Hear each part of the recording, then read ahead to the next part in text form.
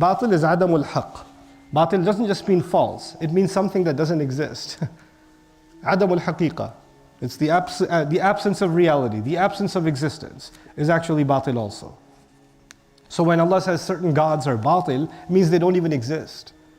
This is entirely a figment of imagination. In hiya illa asma'un, like in another place in Quran. Allah says, In hiya illa asma'un sammaytumuha antum wa aba'ukum. These are nothing but names. You made them up. You and your gods. You and your fathers. قال أغير الله أبغيكم إلها وهو فضلكم على العالمين وإذ أنجيناكم من آل فرعون يسومونكم سوء العذاب يقتلون أبناءكم ويستحيون نساءكم وفي ذلكم بلاء من ربكم عظيم. Look at the words of Musa alayhi salam and followed immediately by the words of Allah directly. There's an iltifat.